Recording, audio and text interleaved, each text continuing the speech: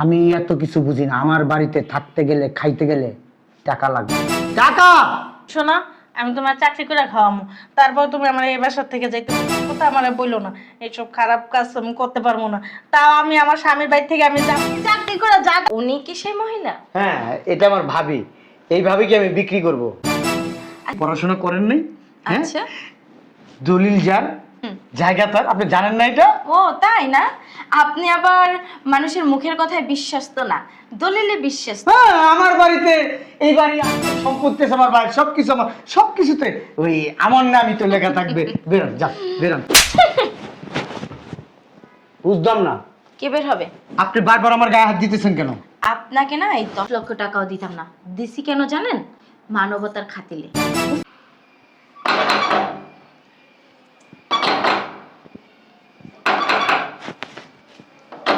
খুলতেছি খুলতেছি। হেৎ! বল ফালাও। না, ওই যে না, রান্না করেছিলাম তো। কি বলছিলাম আপনারে? কি কইছিলাম? বলছি এই বাসার থেকে চলে যেতে। কই যাবো ভাই কও? আমার তো যাওয়ার জায়গা নাই। আপনি কই যাবেন না যাবেন, আপনার যাওয়ার জায়গা আছে কি না আছে এগুলো তো আমার শুনে লাভ নেই। লাভ আছে? হ্যাঁ, তুমি ছাড়া আমার তো আর দুনিয়া মুখে মুখে তর্ক করেন কি লিগা? মুখে মুখে তর্ক করতেছি না তো, কইতাছি তুমি ছাড়া তো এই দুনিয়া আমার কেউ নাই। মনে হয় আমি আপনার হাঙ্গা করছি? আমি আপনার বাতার? এমনভাবে কথাবার্তা কইতাছেন? আপনার আমার রাখা দায়িত্ব, কর্তব্য। হ্যাঁ, না কর্তব্য না দায়িত্বও না। তোমার ভাই মারা যাওয়ার পরে তো তুমি আমার কই যাবো কও? আমার তো আব্বা আম্মাও নাই। ডেলি ডেলি এক কথা কইতে মন চায় না। ডেলি ডেলি এই যে 5 মিনিট সময় দিয়ে গেলাম, 5 মিনিট। এই 5 মিনিটের ভিতরে আমার বাড়ি ফাঁকা করে দিবেন। তোমার পায়ে ধরতেছি ভাই, আমি কই যাবো তুমি কও?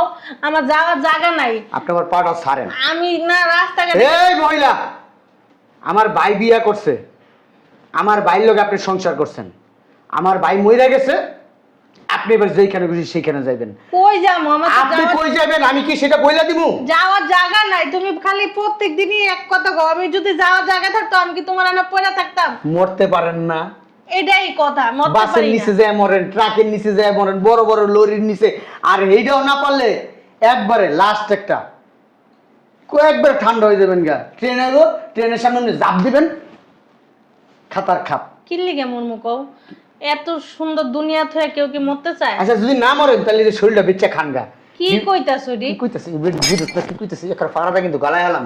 আমার যদি যাওয়ার জায়গা থাকতো আমি কি তোমার উপরে এরকম, তোমার হাতে এরকম অত্যাচার হইতাম কও? দেশে যাওয়ার জায়গা নাই?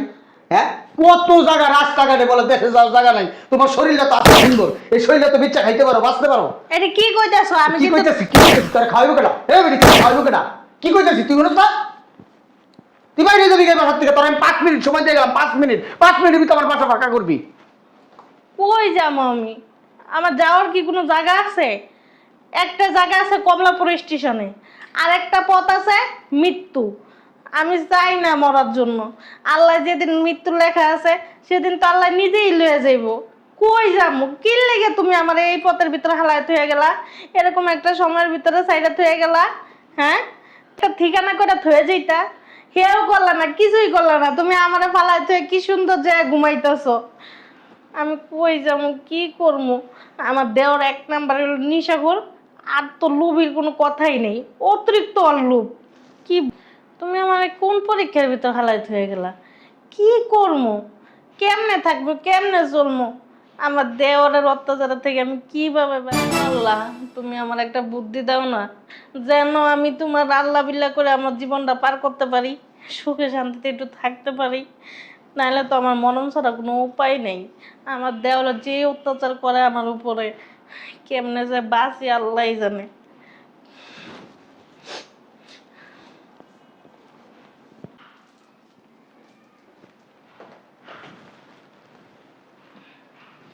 কোথাও যাইতেছো?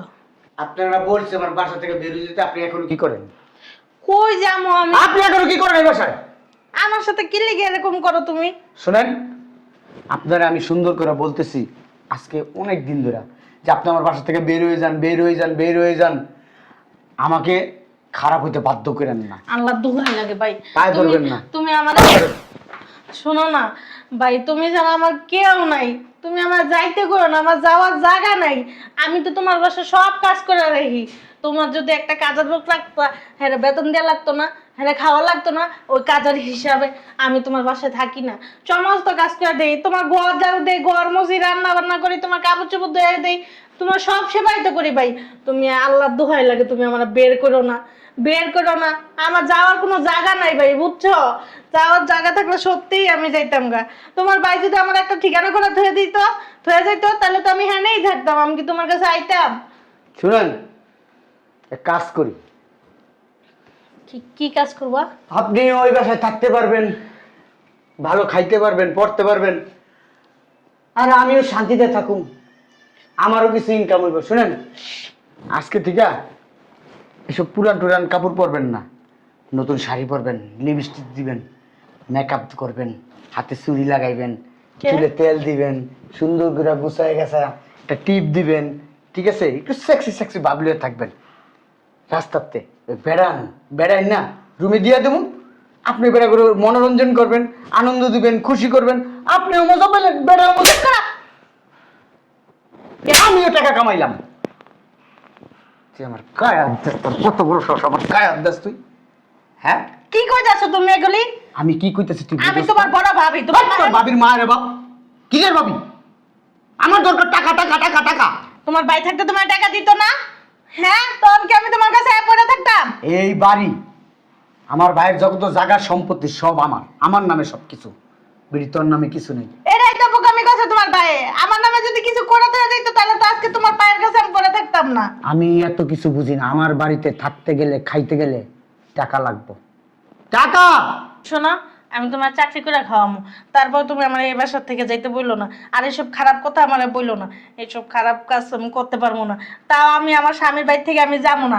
আমি চাকরি করে যা টাকা বেতন পাবো, সব টাকা তোমার আইনা দিয়ে দিব। তুমি তাতে খুশি থাকো, তোমার ঘরের কাজ করে দিব, তোমার সব সেবা যত্ন আমি করবো। তারপর আমার এই বাসার থেকে বের করো না। আমার স্বামীর একটাই স্মৃতি, আমি কই যাবো কও? তুই কই যাবি না যাবি এদিকে আমার জানি না লাভ আছে। বাইর কই যাবো ভাই? তুই যেহেনে খুশি হেনে যাবি, আপনি খুঁজে নেন। আমি আপনারে অনেকদিন ভালোভাবে বলছি, আপনি শুনেন নাই, এই জন্য আজকে গাড় ধাক্কাটা বের করে আমি দিতেছি। কই যাবো কও? আসসালামু আলাইকুম। ওয়ালাইকুম আসসালাম। কাকে চাই, কার কাছে আসছেন? আমরা কি একটু ভিতরে বসে কথা বলতে পারি? অবশ্যই, আসেন, ভিতরে আসেন, আসেন, যান ভিতরে যা বসেন, যান।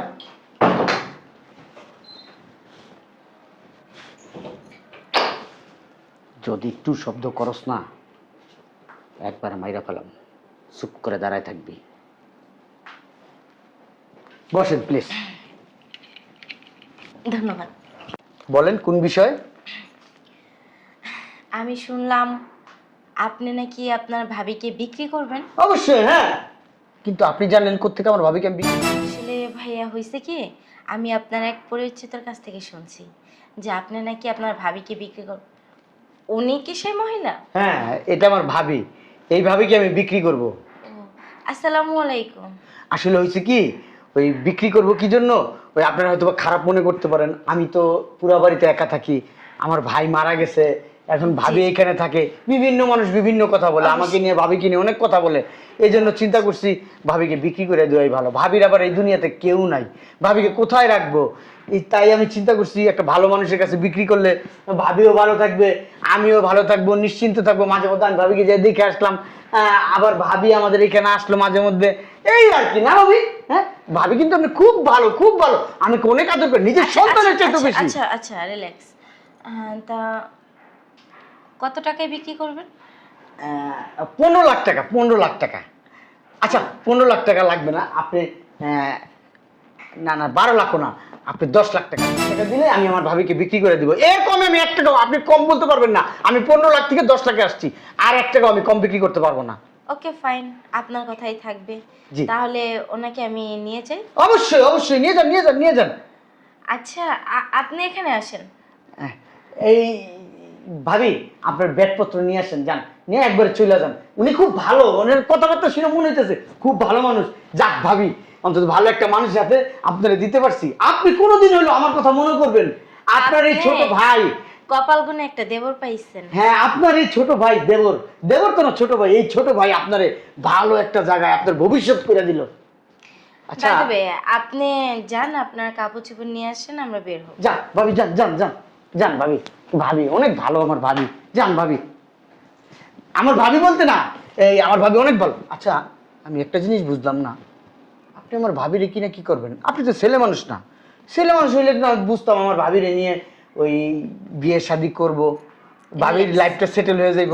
শুনেন, আমি ছেলে মানুষ না ঠিক আছে, কিন্তু কাজে লাগতে পারে না, তাই না? কি কাজে লাগবে আমার ভাবি আপনার? শুনেন, আমার বাসায় না একটা কাজের বুয়া দরকার। আমি কিছুদিন আগে নিয়োগ দিছিলাম, বাট আসছিল অনেক লোক, কিন্তু আমার পছন্দ হয় নাই, এই জন্য আমি তাদেরকে রাখি নাই। যেহেতু শুনলাম আপনার আত্মীয়র কাছ থেকে, পরিচিতের কাছ থেকে, যে আপনি আপনার ভাবিকে বিক্রি করবেন, পছন্দ হয় নাই, তাই আমি রাখি নাই। যাক আমার এগুলো জানি না লাভ নেই, আপনি বুয়ার কাজ করান, নাইলে আমার ভাবিরে যে আপনি প্রতিতলায় বিক্রি করে দেন সেটা আপনার ব্যক্তিগত চিন্তা করান। ওই আমার টাকা পাইলে হয়েছে, আমার টাকাগুলো দেন আর আমার ভাবিরে নিয়ে যান। জি, আপনার টাকা দিয়েই আপনার ভাবিকে নিয়ে যাব। কই ভাবি হয় নাই? তাড়াতাড়ি আসেন। ওনারা আবার ব্যস্ত মানুষ, বড় লোক মানুষ, ওনাদের কত কাজ থাকে, শিল্পভূত ওনারা। আর ওইখানে যে ভদ্রভাবে থাকেন, আমার মান সম্মান শেষ করে দিয়েন না, তাড়াতাড়ি আসেন। আচ্ছা, কাছে আসলে বোঝান, দূরে বসে তো শুনবে না। আচ্ছা, এই যে বাড়ি ঘর, মানে আপনার ভাবিকে তো বিক্রি করে দিতেছেন, তাই না?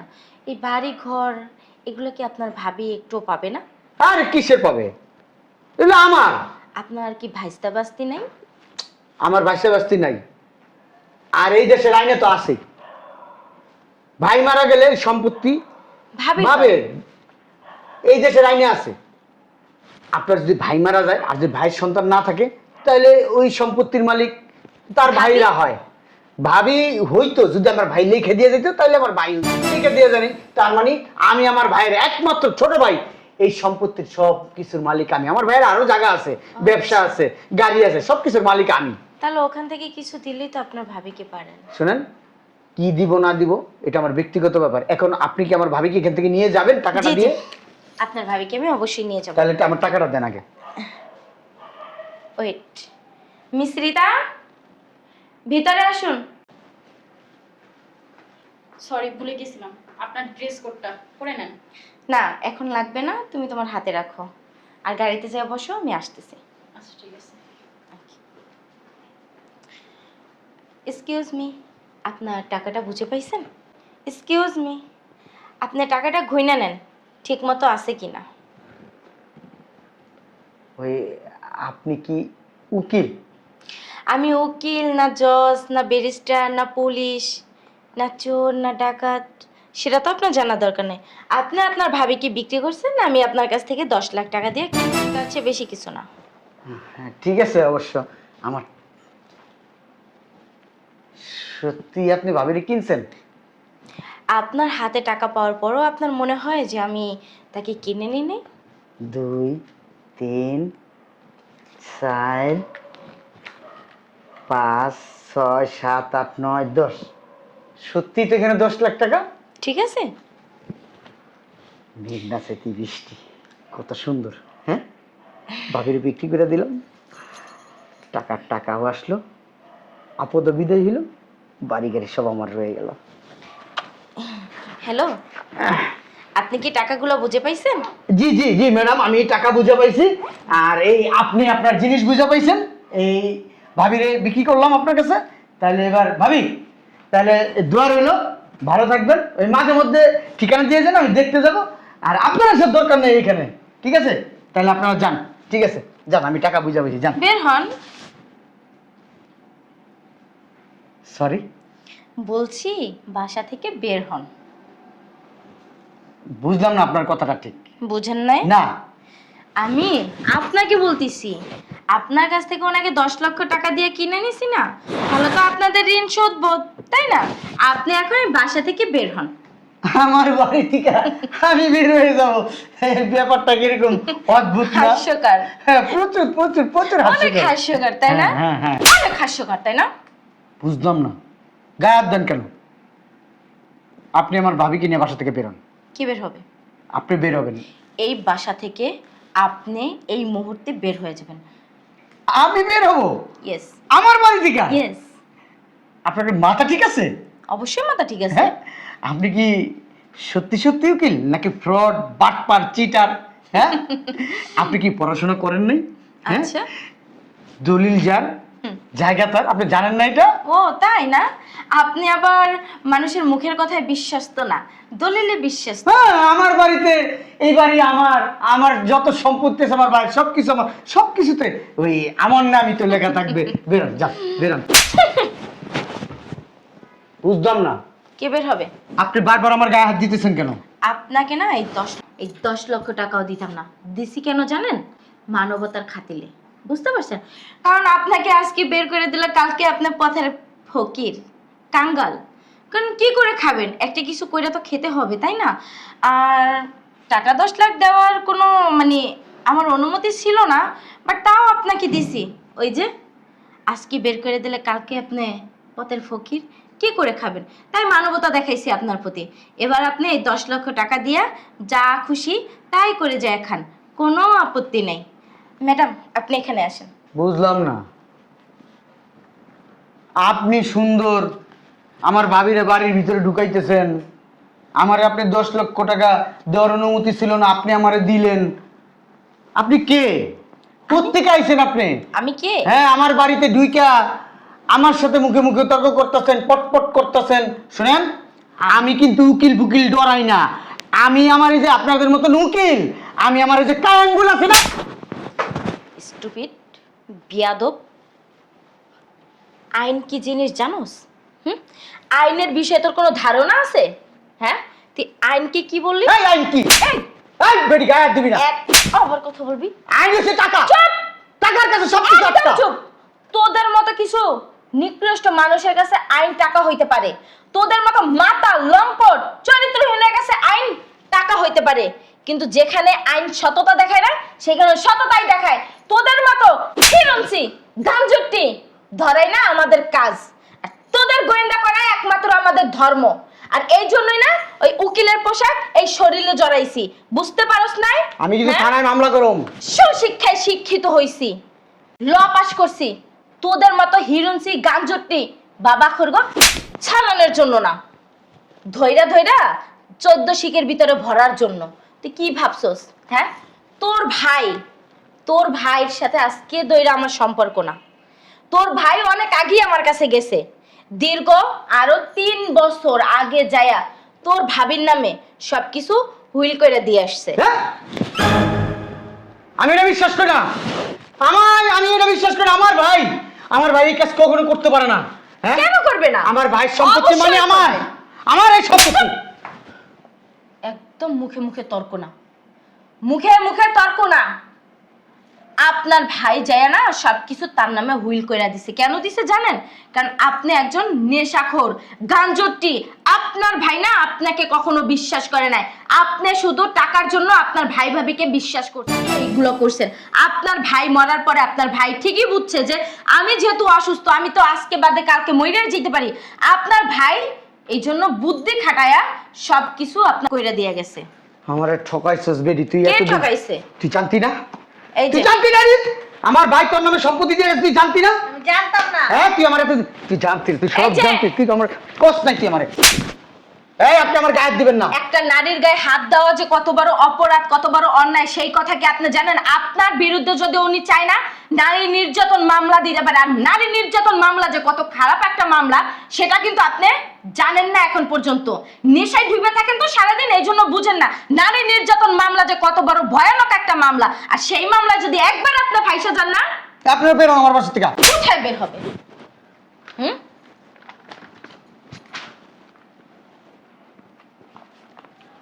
বেরোন।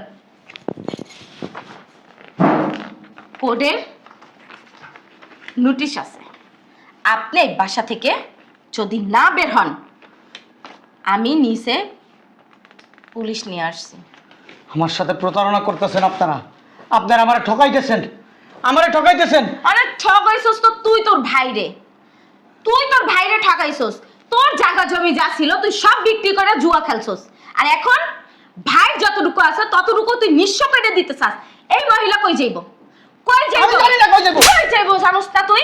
এই বাড়ি থেকে আমি কোথাও যাবো না। তুই যদি এই বাসা থেকে বের না হস, আমি কিন্তু পুলিশ ডাকতে বাধ্য হব। আর আমি কিন্তু কোর্স সাথে করে নিয়েই আসছি। আমি কিন্তু আপনার দেখে নেবো। আপনি জানেন না আমি কত খারাপ, আপনি জানেন না। তুই জানোস না যে আমি কতটা ভয়ানক। আর আমার ভয়ানকটা যদি তুই দেখোস না, তোর শরীরের পশম শুদ্ধ পইরা যাইব। বের হ, বাসা থেকে বের হ। আর তুই না এই বাংলাদেশে যত হাইকোর্ট, জজ কোর্ট, যত কোর্ট আছে না, সব কোর্টে যায় শুধু আমার নামটা বলবি। নাম কি জানোস? মরিয়ম চৌধুরী। যায়া বলবি, দেখবি যে আমাকে কেউ চেনে কি চেনে না, তারপরে তুই আমার সামনে আসিস। যা, স্টুপিটের দল।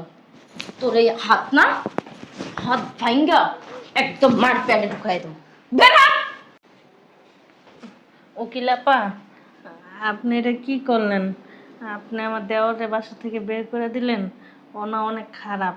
ও আপনি যাওয়ার পরে আবার আসবো, এসে আমার উপরে আবার অত্যাচার করবো। আপনি এই বিষয়টা নিয়ে একদম টেনশন করবেন না।